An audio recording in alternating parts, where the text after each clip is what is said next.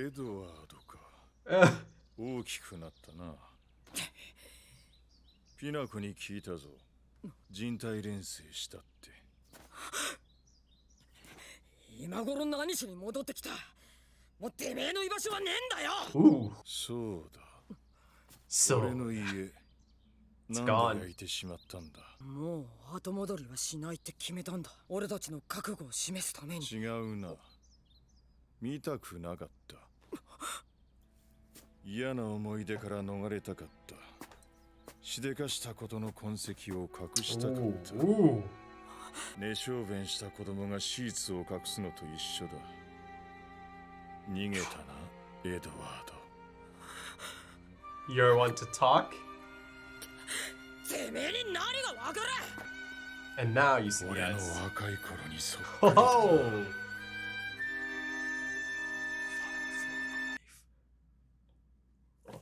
Oh, I got chills just now. Oh, look at those eyes, man.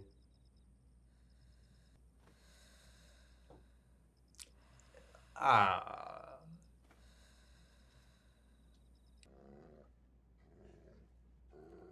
Hmm. 変わらないね。あんたは昔のままだ。 Right, right. Hey, look at her in her younger days. 帰ってこなかったんだい。息子たちが錬成したもの、本当にトリシャだったのか。え？例えば瞳の色、髪の色。どういうことだい。あれはトリシャじゃなかったとでも。また関係ないものを作ってあの子らは体を持ってかれたっていうのかい。飯も睡眠もなしでずっと動ける。うん。それ Yes. さえ傷つけなければ。すごい。まさに不老不死じゃないか。違うよ。爆弾付きなんだ。この体。バリーが言ってた。本来他人の魂と肉体は相入れないもの。無理に入れれば拒絶反応が起きる。それが明日なのか10年後なのか僕にもわからないけど。じゃあすぐにでも元に戻らないと。いやでも体がやばくなったら他のものに魂を乗せ替えて生き続けられないか。もしそうなら今のままでも痛みを感じない。食い物もいらないんだ。 Ling. 便利でいいじゃないかその体。 He's about to get told off. 何も知らないくせに。まあいつも兄さんやウィンドウが先に怒るから僕は怒るタイミングを逃しっぱなしだよ。どうやらこの体は眠ることができないみたいだ。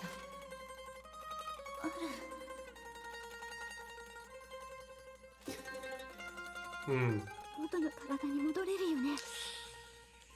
Who knows? Who knows? Oh, look at this. Beautiful. Beautiful. 返せよ、弟の体。 Oh, he's dreaming all right. 何を言ってるんだ。弟をあんな体にしたのはお前だろ。それにエドワード、こんな姿のままじゃ嫌だ。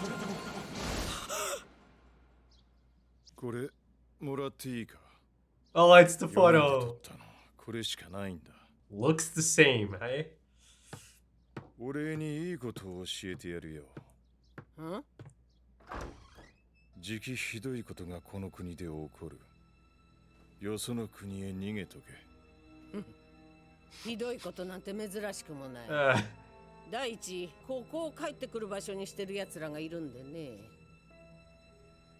忠告はしたぞ。たまにはご飯食べに帰っといでよ。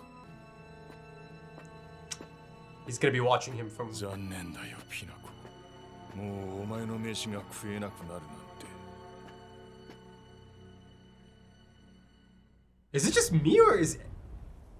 Oh, Ed, my dude. Yeah, I was gonna say, is it just me or he's looking a little bit older? Oh my god. 本当に掘り起こすのかい？あれを。いや、手足の爪が痛む。Oh wow. 雨だ。早く済まそう。 Hohenheim knew Ed standing back there, right? He could tell by the dog's reaction. Now oh my god. They showed us that it was actually Al who was looking through those eyes, right? Oh god. 母さんの髪は栗色だった。 It's black. 大腿骨長すぎる。骨盤こりゃ男のだ。これはお前の母親ではない。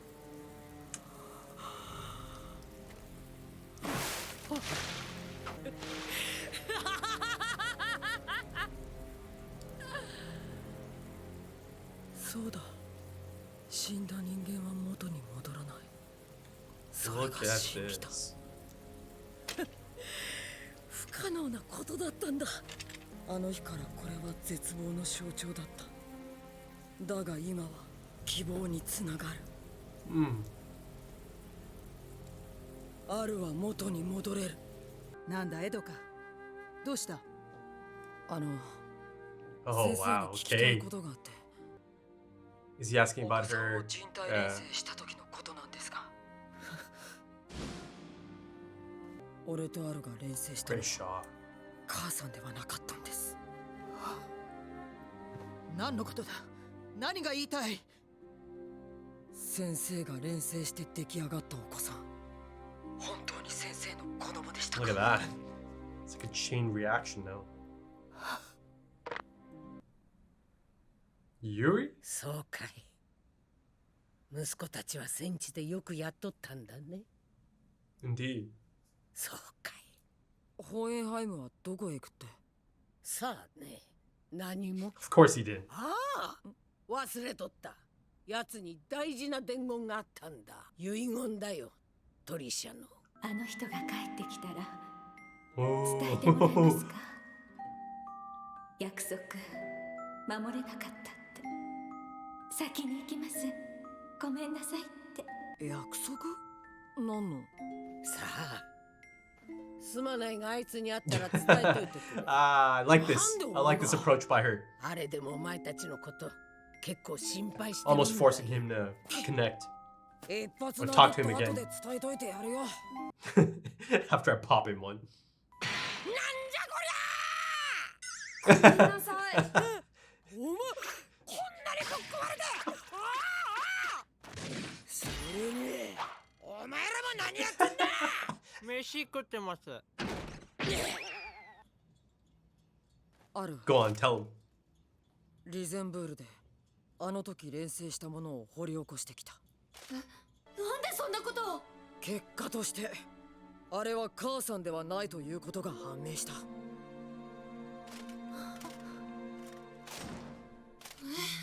あるを振ったんだって。うん、振ったで、二人に質問なんだけど、その理由は？私より背の低い男はいる。 Oh. それは本当にあった出来事だ。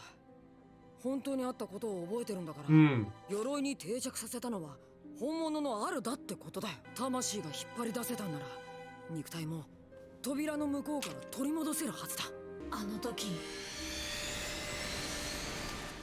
僕だ。あそこには僕がいた。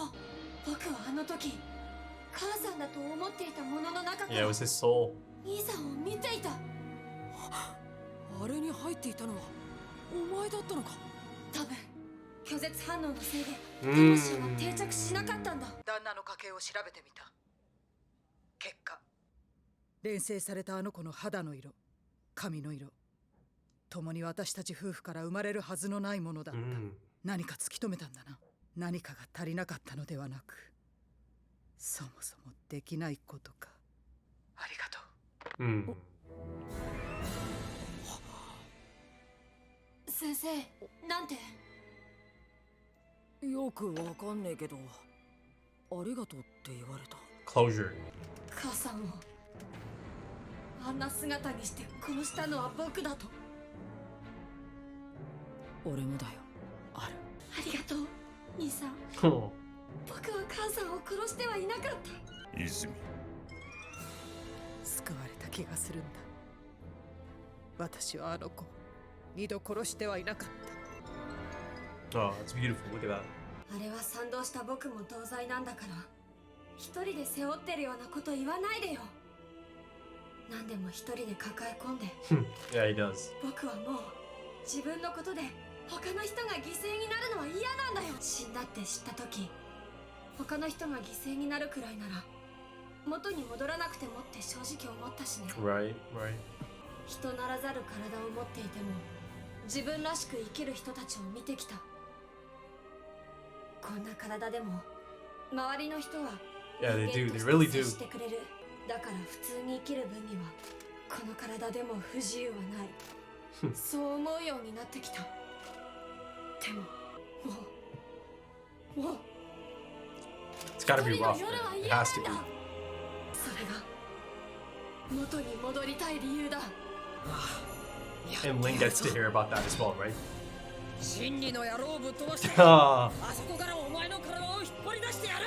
it's not gonna be that easy though. あれ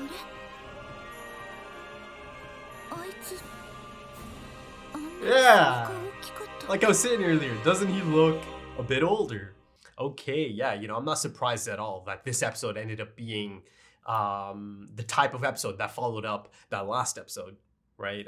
It really is a perfect type of episode, isn't it? As a follow-up. Yeah, I mean, like I mentioned, she has it on lock. She really does, Arakawa. A part of me maybe got a little bit greedy because I was kind of at one point thinking, ooh, maybe I'm about to get the backstory, or at least the beginning stages of a backstory for Papa Elric Hohenheim, who had a fantastic cameo. I think he played such a crucial role here, right? He facilitated a turning point, a healing point for, his own children. And, in addition to his children, their sensei. I mean, he did something so special for them. You have Azumi sensei here who thinks she's been saved, right? It's a beautiful moment. It's an emotionally resonant moment, isn't it? Right? A poignant moment, right? That's not, that feels like an adequate use of the term here. That closure, that relief, lifting that guilt, that insane amounts of guilt that Sensei Izumi and Ed and Al must have had up until this point. Now they know they didn't disturb their late mother's soul, right? They know that now, right? There's that moment. There's that one moment, it's a suit of armor, but you feel it. You really feel it, don't you? As he puts his hands in his, he puts his face in his hands. Thank you, right? Thank you, brother. Wow. I mean, it's beautiful stuff, isn't it? And then of course, Seg's embrace from behind, Azumi in tears. Like I said, Hohenheim did something quite amazing for them here, right? And you see, I love how it was kind of done indirectly, right? Yet Hohenheim knew that Ed is back there. In that sense, the dog kind of helped out, right? Because Hohenheim noticed the dog kind of leave the spot, and he was a little bit standoffish towards Hohenheim. But as he noticed, the dog goes, behind the door frame, and he puts it together. Okay, yeah, he must be back there listening. So, he knows that Ed's not going to be down for, a heart-to-heart. Not that he was even trying to have a heart-to-heart, because I think Hohenheim is under no illusions that he's this father, right? Or he is a good father, or that he even could be a father to them at this moment in time. I don't think he believes that for a second. I think that was actually really quite clear. I don't think, it's something to clock or anything. This man, once again, I mentioned the pain in his eyes. You see a glimpse of that once again, right? But not in front of Ed. Not in front of Ed. I think there's a lot of tough love here, right? I thought it was necessary, actually. His approach, right? It's a harsh one, and I can totally see how some people might be really protective of Ed in that moment. Who the hell are you to come back here and treat Ed like this? I could totally see, other people on YouTube perhaps, or others as their first time take being really standoffish of Hohenheim, right? And perhaps they're not wrong to be, but I felt like it was all quite deliberate. I felt like his approach is really quite deliberate. I'll go as far as to say that Hohenheim has a potential to be one of my favorites of the entire anime. I mean, this character has all the ingredients, all the elements of the type of character I really, really appreciate and kind of really latch onto, right?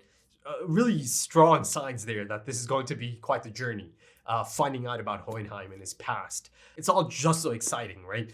I'm going on and on about the incredible ensemble cast. Now, there's the introduction of Hohenheim, right? Who's been this figure that's been shrouded in mystery, but now I'm finally starting to get into that aspect of it, right? And listen, man, Hohenheim, this dude, listen, after this episode, it's even more clear. It's even more clear that, okay, there is something quite fascinating going on here. This is not a normal human being. It's just not. I think there's more than enough kind of, guiding us into that direction at this point, right? You notice Grandma, she noticed that he doesn't look a day older, right? He doesn't look any different than the last time or since their younger days. And I believe it's at 66, right? And, she mentioned earlier to someone, I can't remember, I think it must have been Mustang maybe, back in episode 2. Yeah, he was an old drinking buddy of mine, right? And I get to see a photo of it. Happier times for Hohenheim. But Grandma looking sharp, looking real good in her younger days, right? But yeah, man looks exactly the same. Exactly the same. And notice how the next frame, the transition, is of him immediately taking a sip, kind of like about that. So yeah, how fascinating, how exciting and intriguing, right? There is a strong possibility that indeed he might be that Eastern sage that was kind of brought up a few episodes ago, right? There's a few possibilities, of course, because the concept of immortality is clearly a central one, right? In the story, you see Ling, he's really quite happy and really quite excited to finally get some insight through Al. Though, of course, he does kind of get shut down, right? Because Winry is not liking it at all, because she knows how Al feels about all of this. She knows the struggles, the effect being in this state has had on his mental health. But you see, from Ling's perspective, this is all brilliant. Don't need to sleep, don't need to eat. This is all I need. This is immortality. Though, of course, Al also tells him, I mean, not really. It's not quite the type of immortality Ling is kind of, daydreaming about at the moment. In that sense, it was a bit of a parallel to that hospital room scene, right? Ed's kind of joking about how he would love to, trade spaces, swap spaces, have that body. And again, at that point in time, Al also, he was kind of going through a bit of a crisis brought on by Barry the Chopper. Listen, man, Barry the Chopper and his inclusion, it served such a fantastic purpose, such a great purpose, much more than just comedic relief. Yes, he certainly provided that, right? And I loved it. I ate that up. I loved Barry the Chopper. But, it really is clever writing, isn't it? And the inclusion of that type of character, because now through his experiences, right, you get a lot of answers and a lot of things Ed and Al can kind of lean into and take from, right? Things Barry the Chopper experienced, right? And it's a major one. It's a major one here because, ultimately, the big revelation here is that Ed believes Al's body must be out there someplace, right? And he believes that it has to be, or it must be beyond the gate, right? Because that's the same place he was able to, snatch back Al's soul, pull it back. And actually, let's go through it. Let's go through his current stance and all of it, this newfound resolve. And you see, perhaps because of that, his shoulders appear to be quite broad. He's able to kind of stand strong after being crushed under all that guilt. And that is the reason I keep saying Hohenheim was so crucial in this episode, right? He lifted so much guilt off of those shoulders. He did. And, he did something really quite special for a grieving mother as well, right? That meant so much to Izumi, that, she didn't actually end up killing her baby twice, right? or at least that's how she felt, that, you know, she killed her baby the first time. You know, no one can say that she actually killed her baby, right? It wasn't her fault, right? That's just life. But that's how she saw it, right? So that's the really sad part about all of this. But then to get this, you know, moment, you know, she was so thankful to Ed. She really was. Though, of course, like I mentioned, all of it facilitated by Hohenheim. Again, who was indirectly kind of speaking with Ed and kind of, you know, letting him know that no, you know, it wasn't actually your mother that you brought back, because that's not possible, right? That's the thing. That's another thing they kind of firmly establish here and believe now and know for a fact, essentially, that you cannot bring back the dead, right? Izumi also kind of confirms that in that conversation. They learn that no, you cannot bring back the dead. It's not a resurrection. It's just transmutation, human transmutation. But, you know, it's essentially just an empty body, right? Kind of similar to Roy Mustang's empty body for Maria Ross. But the difference being Mustang wasn't trying to bring back a soul or create a soul, right? You know, his purpose was legitimately just to, you know, make that dummy body, essentially, right? It's the ingredients. It's just the outcome of the ingredients, right? It's a vessel, essentially. And that's exactly the thing Ed and Al conjured up, right? And it was actually Al's soul that gets attached to it. Now, that's not something new that came out in this episode. You know, they've kind of established that, or at least given us enough to kind of surmise that, right? They show us that first person perspective of Al, you know, looking out at Ed, right? And he's in that body, in that, you know, basic buildup of a body, right? That mess that they, up until this point, thought was their mother, right? So imagine thinking that this whole time that you put your mother, your dead mother, through yet another hell, right? Again, you know, actually that came out wrong. I'm not saying that she goes to hell or anything, but, you know, disturbing your mother's soul and putting her through this hell, right? That's the thing they actually believed. And, you know, I mentioned that emotional release once Al also realizes, oh my God, okay, good. You know, they didn't disturb anyone's soul. They didn't disturb their mother's soul. And he's got his head in his hands. It's a beautiful moment. But before I go any further, let me kind of really circle back to my initial point, and that being Hohenheim, right? And his age. It must be close to 40 years, essentially, right? From that photo to the current time period, essentially. And he looks exactly the same. So listen, there's more than enough there to know now for sure. Either he figured out immortality, or he is some sort of being. I mean, you know, one thing I'm sure of is that he's not a normal human being, right? He's just not. So either he figured out immortality, right? And of course, I suppose there's a lot of baggage that might come with actually figuring it out. I mean, as of this point, it feels like I'm just getting the early stages of Hohenheim's story, right? So much to learn. But yeah, and, you know, the promise, you know, Trisha's promise, you know, you'll have to let him know that I wasn't able to uphold my promise, right? And I am going to die before you. You know, I mean, yeah, there's a glaring problem there because, of course, she was going to die before him, right? Now, you know, the significance of that is still kind of a bit unknown, right? That promise. But at the most basic level, it's clear that, you know, it was like this promise. So, you know, promise me that you'll outlive me. Now, another question that really comes out of this is, how much did Trisha know about Hohenheim, right? I mean, it was clear, you know, I've maintained that she knows enough, or she knew enough. She knew the reasoning for him leaving in the first place. I think they made it clear through some fantastic facial animation, right? And moments, you know, Ed, remember at the table having cereal, and he even noticed, right? He noticed his mother was really quite emotional. But yeah, you know, so I think she knows the reason he had to leave. But now the question is, did she know even more, right? Did he share? Now, you know, they ended up marrying each other. So perhaps he did share. Perhaps he did tell her about his past. Unless, of course, I'm not quite understanding the promise. Correct me if I'm wrong, but my understanding of it is that she's not going to be able to keep her promise, and that she is going to die before him. So my understanding is that the promise was that she'll outlive him, right? I don't think it's anything more complicated than that at the moment, right? Again, correct me if I'm wrong, but of course the significance of that promise is yet to be explored, and I'm excited. I'm looking forward to more of this, more of Trisha and Hohenheim's past, essentially, right? Before Ed and Al came along.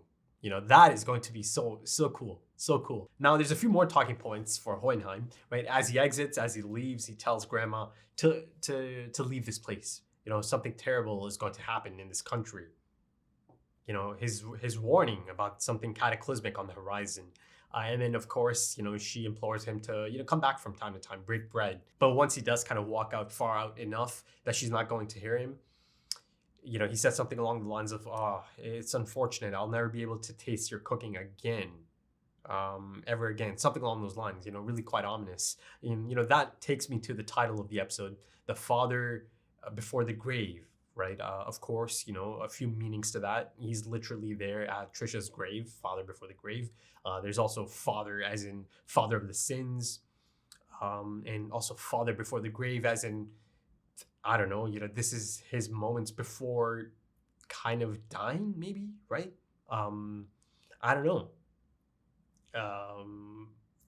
It's kind of tough to say the type of role he's going to take on from this point on. A lot of his story, I feel like, is going to be taking place through flashbacks, right? Because, he is quite a fascinating character. And of course, that whole Father and Hohenheim aspect. So yeah, up until this point, it was kind of clear that Father is this really old being, been around for hundreds of years because the sins have been around for hundreds of years. And he seems to have the exact likeness of Hohenheim, right? A carbon copy, essentially. And now it's becoming really clear that Hohenheim himself is also a being that's been around for a long, long time. So, right, that likeness, that gets more interesting by the episode. I mean, as of this point, it's starting to feel like they both kind of came from Xerxes, right? Because I keep kind of, drawing that connection to the Eastern Sage, who looks, again, just like Hohenheim. So that actually, really could be Hohenheim himself, that he actually potentially does come from Xerxes, him and Father both, perhaps. So yeah, this is exciting stuff, man. It really is. Now, I spoke of some tough love, right? The approach Hohenheim takes here. I thought it was perfectly necessary. It really was. I think he wanted him to confront the situation because, to me, it feels like, first things first, you could tell that, he sees so much of himself in his son, Ed. And, this is the flip side of a point I made some time ago, that Ed probably has so much in common with his father that he'd rather not even think about or believe, right? And that's one of the points I made after seeing that flashback, them seeing Hohenheim leave. But now you see that, of course, there is a lot of like father, like son. Hohenheim sees a lot of himself in Ed. And I feel like he has a lot of regrets, like I mentioned, those eyes full of pain, so clear to see, so there's many things he regrets. He cares for them. Of course, he cares for his children. Right? There's that really beautiful moment that he comes into his room, right? But, he couldn't make himself go through with it, actually touch his head, kind of run his hands through his hair. Like I mentioned, almost as if he doesn't deserve to, right? He doesn't deserve to be their father. But yeah, I feel like some of this tough love, it might be because he doesn't want Ed to make the same mistakes, perhaps, or, kind of go down the same path, or maybe share the same failures. That's the feeling I'm getting here from Hohenheim and his approach. I've seen the Ed and Hohenheim reunion, and as expected, it's really quite spiky. But any potential Al and Hohenheim reunion, I feel like that potential reunion has the capacity to go down in a different manner, right? Ed and Al, they're really quite different because Ed and Al, they do have different personalities. So I do feel like he might have a bit more success with Al, right, in his reception. But in that sense, it'll be fascinating to see how he potentially handles a different type of reception. Perhaps Al might be much more forgiving. Perhaps he might be happy to see him, right? Out of the two, Al is certainly much more likely to, kind of let the past be the past, right? And kind of embrace the return rather than, kind of butt heads. That's my take on that. But if it does kind of play out like that, I think that could actually do something for Hohenheim, for sure, right? So I'm excited. I'm excited for any potential Al and Hohenheim reunion. And to wrap it up, I kind of wanted to go back and finish off that segment about Ed and Al's current stance and the roadmap ahead of them now, right? Something that has them really quite excited now, this newfound resolve and direction in terms of securing Al's body, right? Resecuring it, essentially. So ultimately, you know, us, the audience, knows, of course, that's Al's soul in there. But, you know, getting confirmation for Ed is a big moment here, right? Even he knows, essentially, that that's his brother. But to know for a fact that that is Al's soul, that means, you know, he's alive. Essentially, his body is out there, right? If his soul is still around, right? Because there's no such thing as bringing someone back from the dead. You know, you cannot resurrect someone. So that means, again, you know, you have Barry the Chopper to thank for this, you know, his situation to thank for this as well. But the soul can only exist if the body is still out there, right? So that, I think that's the train of thought, essentially. So, you know, Ed surmised that, of course, that body must be, you know, beyond the gate. Essentially, they show us, right? The truth took the body. This isn't new information. You know, they show us that he took, that was a price, that was the toll. He took Al's entire body, right? You see the transfer happen. But here you see that the brothers kind of get confirmation of that. It's one of those situations, you know, the audience knows more than the character, right? Dramatic irony. Now, all of this is essentially leading towards yet another encounter with the truth, right? I mean, you have to get to the gate beyond the gate, sorry. Now, you know, before I go any further, you see that the brothers are really full of spirit, really quite excited for the future and to, you know, to face this head on.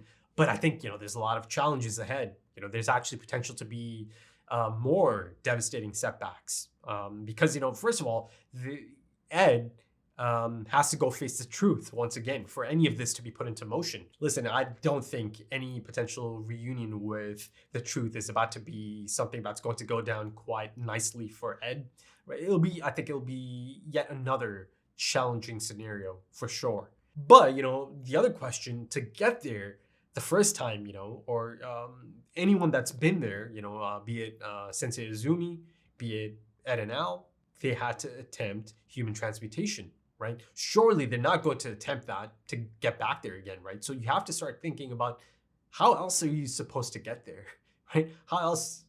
I don't know, man. So that's yet another puzzle to solve before, you know, they could even attempt anything. You know, how do you even get there without performing human transmutation, right? That is not something the brothers would ever attempt again, ever, right?